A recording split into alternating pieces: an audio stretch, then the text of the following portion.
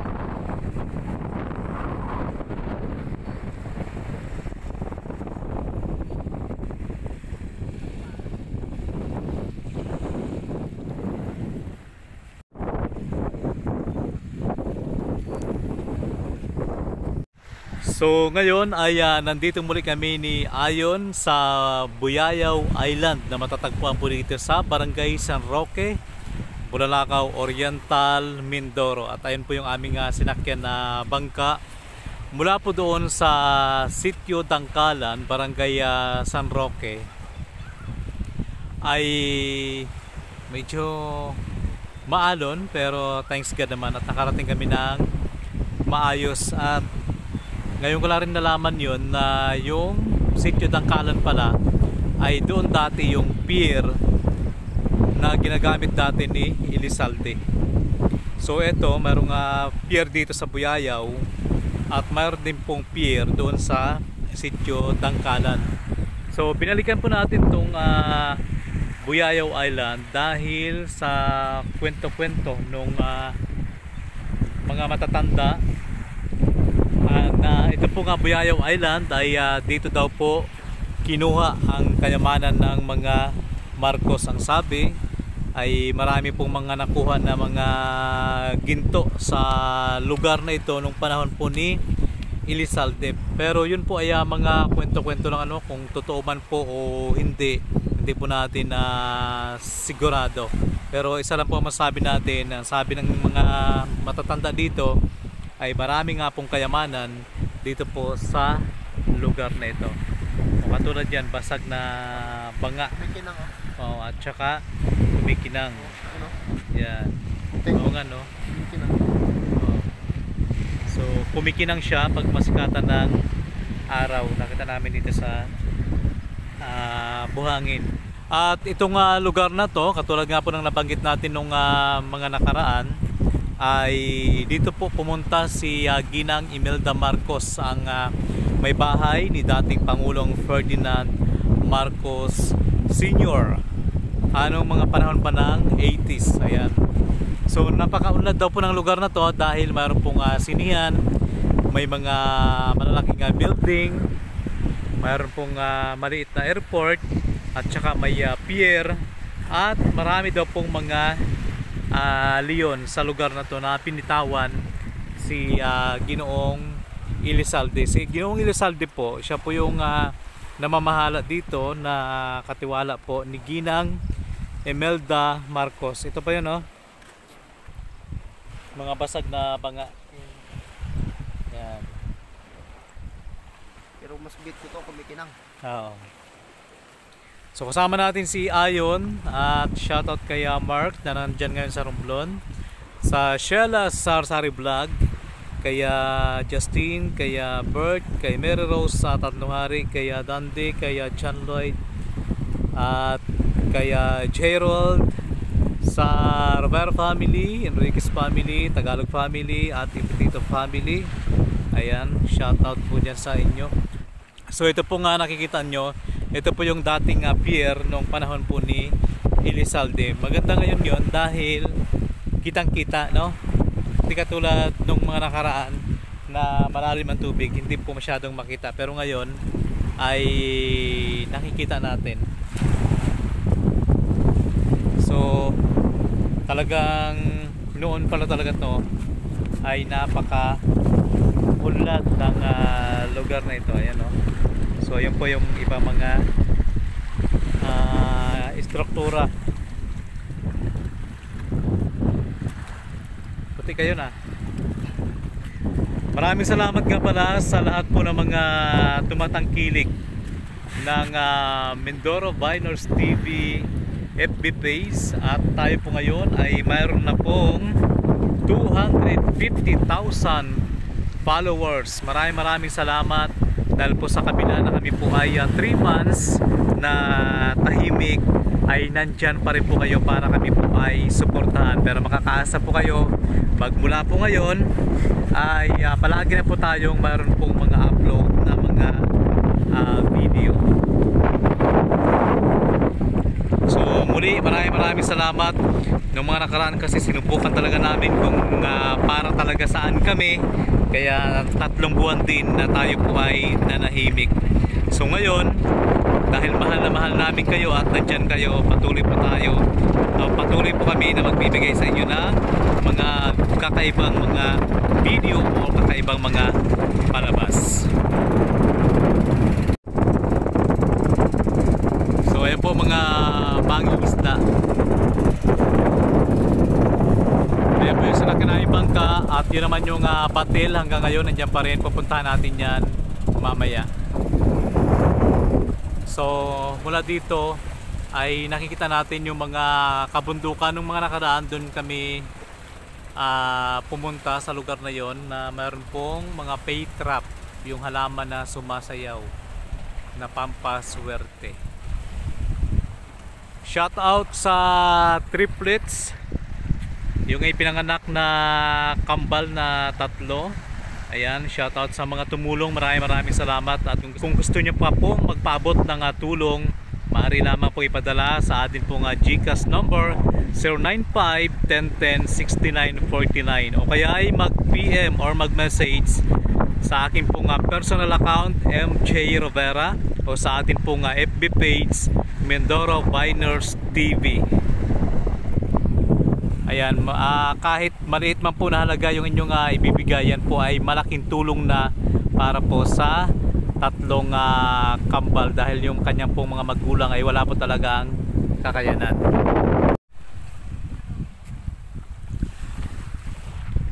So ngayon ay pupunta tayo doon, yun sa pinakadulo. Titingnan natin kung anong mayroon doon. So yan po yung mga nakikita nyo po, sila po yung mga nangingisda. At doon naman sa kabilang isla, yan na po yung barangay San Roque. So doon kami dumaan kanina. Dito banda medyo kalmata pa, pero pag doon sa harap ay malalaki yung alon. Pero subukan natin, no? Mamaya yon. Ano? Kaya? Kaya, pero basa.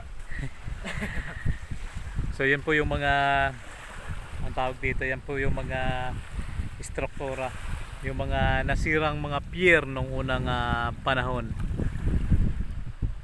Ang sabi pa noon daw dito ay libre yung mga pagkain, libre yung gamot, at libre po yung sinihan. At ito po ay dinarayo ng mga taga-ibang bansa. May mga barko na dumadaang dito At yun nga po, mga bisita po sila ni dating Pangulong Ferdinand Marcos at ni unang ginang Imelda Marcos. So, itong Buyayaw Island, kung mapapansin po natin, napakapino po ng buhangin at puting-puti. Mas maganda pa po yung buhangin nito sa Boracay Island. So, ayan o, kung titingnan natin. At napakaluntian po ng mga halaman dito. So yun naman, yun yung mga mangingisda na nangingisda sa lugar na to. Anong oras na to yun? Mga alas, sino to? Alas, alas 9. Pero umalis kami doon sa amin ay 5:30. So dumating kami dito mga alas 8. So ang araw doon kasi sa silangan sumikat, kaya may part dito na makulimlim, malalim. Ganda oh, no? Linis ng buhangin. Ayan oh. Ayan.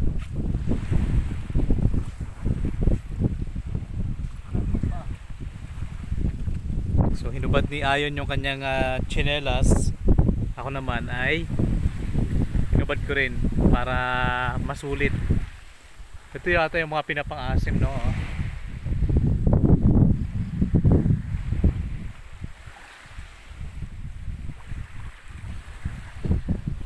Siguro na nagtataka sa atin yung mga mangingisda. Sabi may dalawang turista na hindi naman mukhang foreigner.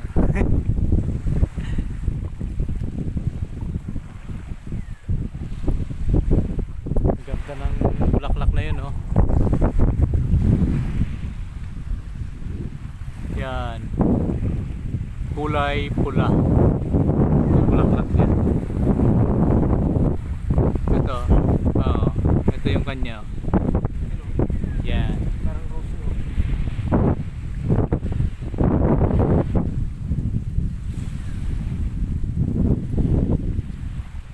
Parang rose. Nga.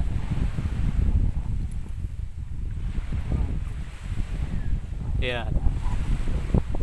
So comment po kayo kung ano pong tawag nito sa inyo. Ganda, no? Kakaibang bulaklak.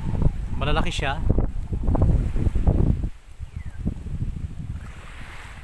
So tuloy tayo doon sa pinakadulo. Ito kasi nung pumunta kami dito ay hindi namin gaano to napuntahan. Lalim ng buhangin, no? Oh. Footprint. Ganito din sa Boracay. Sa Boracay, pinong-pino. Sabi mo maganda pa ito sa Boracay.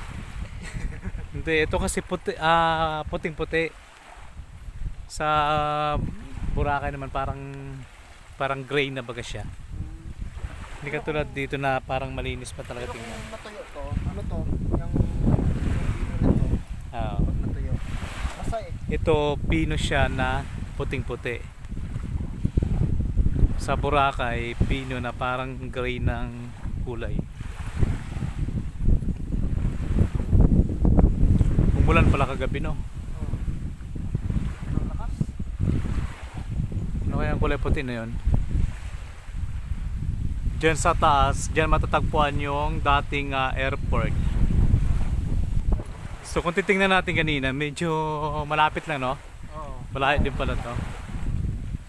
Ang ganda dito, no? Sabi ko mag-relax. Oo. Relaxing siya.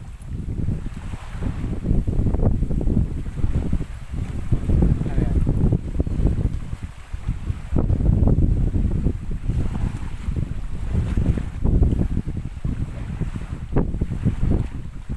Ganda. Ang lalim ng buhangin. So papunta doon puro na batuhan. Doon naman kami galing kanina, oh. Yan.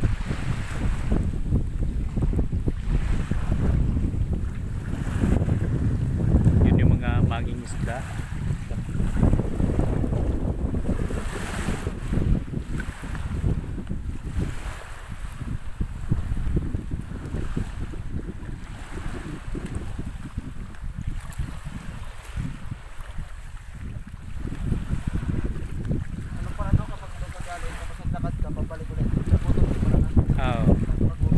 Ganun yung nangyari sa amin sa Boracay eh. Talabaw. Ay, dami pala oh. Sayang, may gulok tayo. Wala sana problema. May pang-ulam na. May pang-benta ka na, may pang-ulam ka ba? Oh, 20.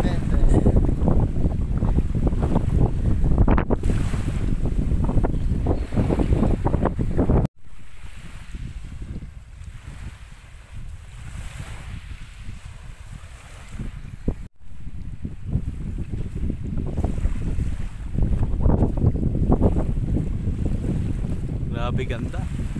Puting-puti yung buhangin, malinis at pinong-pino.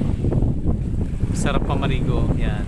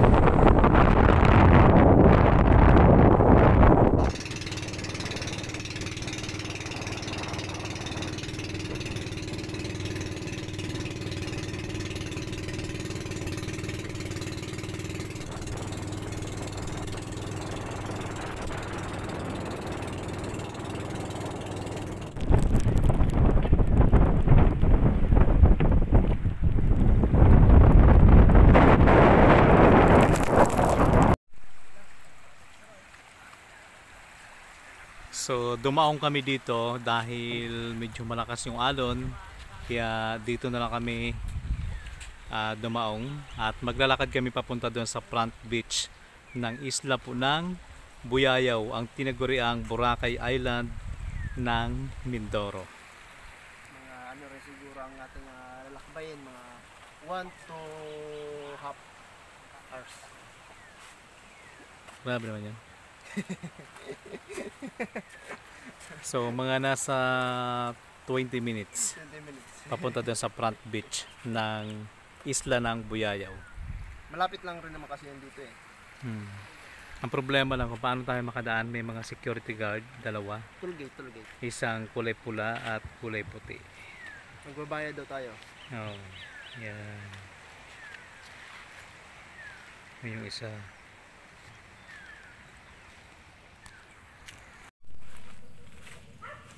Stig ng Bakawan na. Sinadya, may daanan. Yan yung welcome. Oo, may welcome. May arko.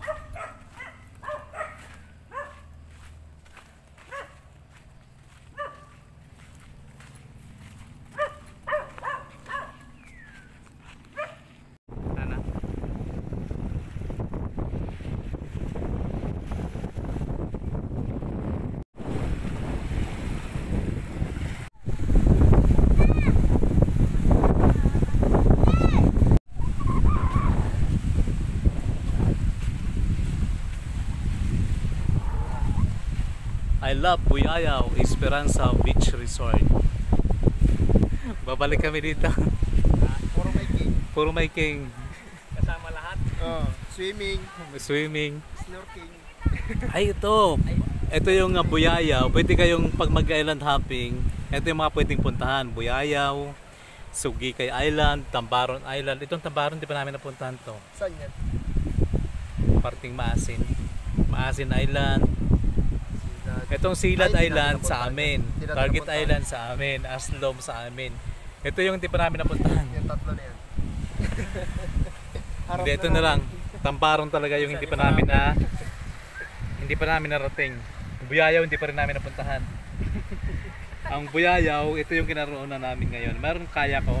Yan, kayak. Pag ikaw ay pupunta ng Boracay, pero hindi mo na kailangan pumunta ng Boracay dahil dito mayroon na. Saan yung kayak? Tara. Sige. Parang feel na feel ko magpaan. So bukod dito sa isla ng Buyayaw, may another isla ulit doon, no?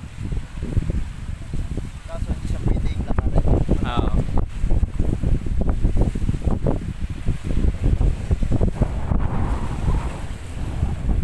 Ganda, no? Puting-puti yung buhangin. Ito na yung pinaka front beach.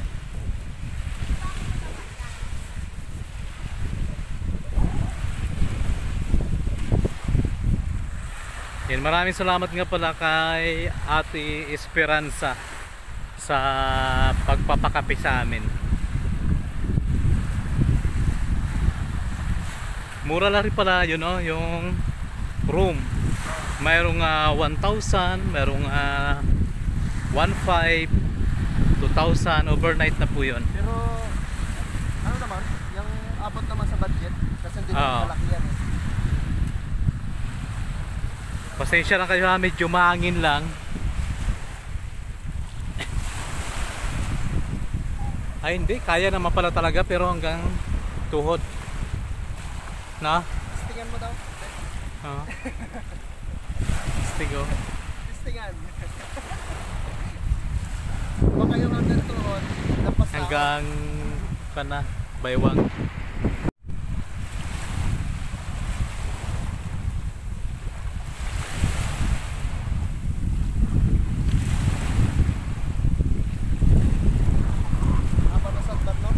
Oo. Tsaka malinis talaga. Sulit yung pagpunta namin dito sa Buyayaw Island. Kahit malakas. Kahit malakas. Malaki yung alon.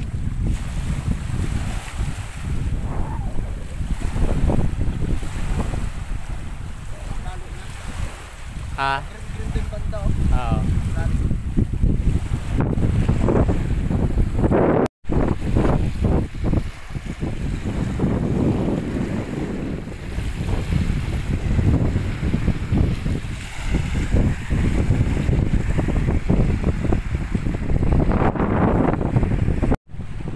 Anong pakiramdam yun na nandito ka na sa Boracay Island, sa Buyayaw? Sobrang saya. Ang saya. Ilang percent? 1,000. 1,000%. So kanina naglakad lang kami dahil kung titingnan nyo, namumuti yung alon. So mas minabuti naming maglakad doon sa kalagitnaan para makapunta po dito sa Buyayaw Island. Ayan, sobrang ganda. Kasi kung ipipilit pa natin na mag dito dumaan, eh basa. Oo, basa ka at matatakot ka.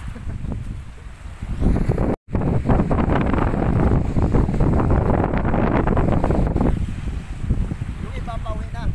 Kami bago pa lang. Oo. Ganda talaga ng buhangin, no? Puting-puti, malinis.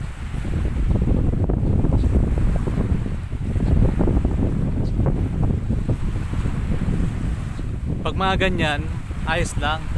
Oo. Malalaki yan eh. Pauwi na yung aming mga bisita.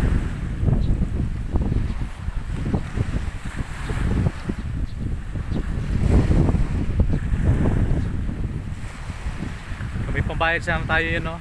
Kayak. Kahit yan lang, oh. Oo. Yan. Parang sa Boracay ka na nun.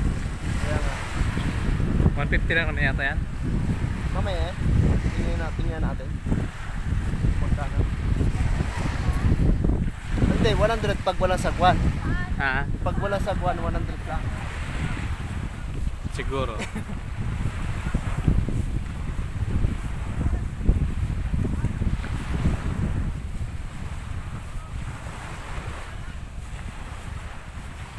Ito po yung pinaka front beach ng Buyayaw Island. Yung pinuntahan natin kanina, yun po ay sa likod. Ito po yung sinasabi nila na isla ni dating Pangulong Ferdinand Marcos nung panahon po ni Marcos.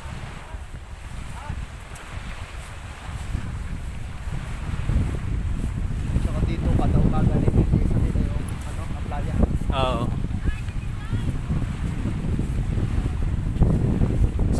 Ganda, no? Oo.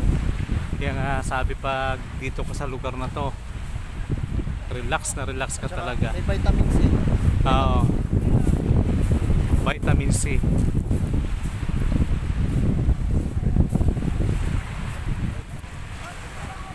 Yan, yung mga bisita, paalis na sila. Ibig sabihin pala, kapag may mga meeting, seminar, meron din sila mga function hall. Ayan, no? Tapos yun, balikan dito ka, pumasok ko. Ayan. Ayan, yan ang pintuan talaga. Ayan, pasok kami. Ibig sabihin yung gate invisible. Oo. Dito may harang ko dito. Oo. Pero nakalusot ako. Nakalusot ka. Pero kunwari lang naman ay na. May tao kayo dito. Opo. Tok tok tok. Tutulog ba? Natutulog. Tutulog yung tao. Nice.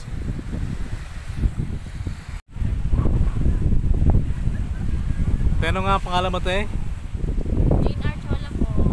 Hello po. Siya yung may-ari ng vitamin C. Ah? Ano ka lang? Ano ka lang? Ako lang yung nagmamanage. Ah, okay. So, siya po yung nagmamanage ng vitamin C. Ayun o. Yan.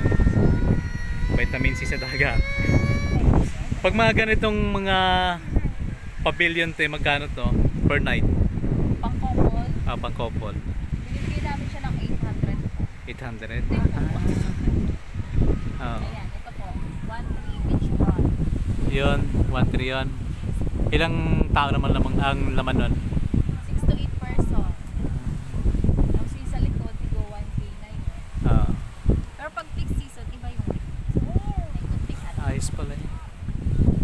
Tapos, pwede sila magluto doon sa likod. Yes po, meron kami kusina. Pero kung halimbawa naman tinatamad magluto, Pwede pong magpaluto.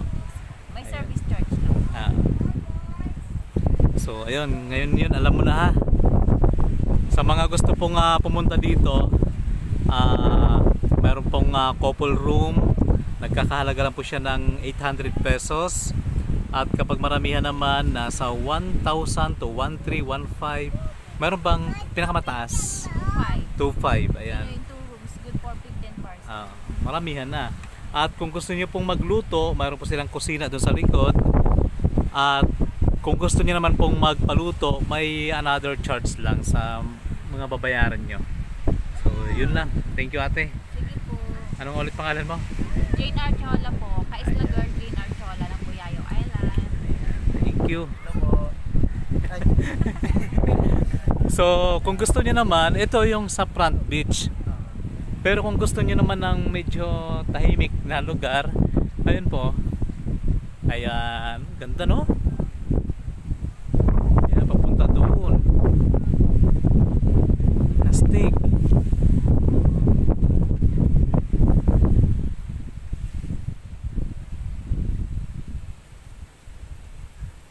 Para talaga siyang sa Boracay yun. ganito din sa Boracay. Ganito din sa Boracay. May mga Bermuda din, ganito. Ha? Bermuda din. Meron din. Ay, ayoko na lang magpunta doon. Ayaw mo? Ayoko na lang. Nakapunta na ako eh.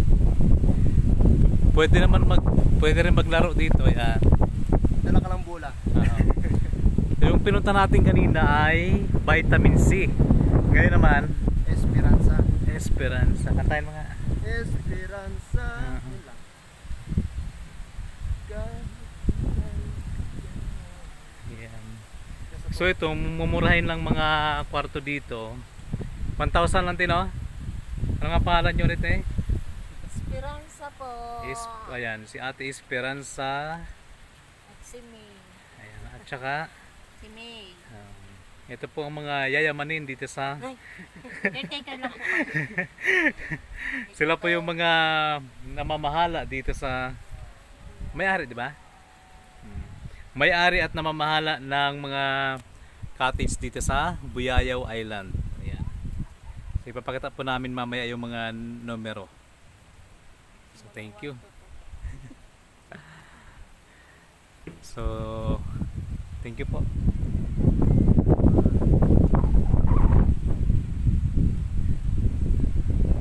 Tapos dito paggabi kung may dala kang tent pwede.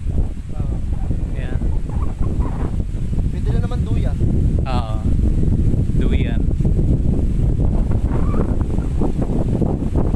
So ayan po si Super DM. Yan si Yang, lagi nating kasama.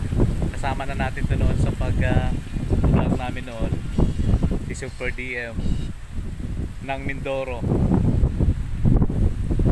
Tapos si Kuya, ano nga pangalan mo kaya? Ha? Wendell? Wendell Luna. So sila po yung naghatid sa atin dito sa Buyayaw Island.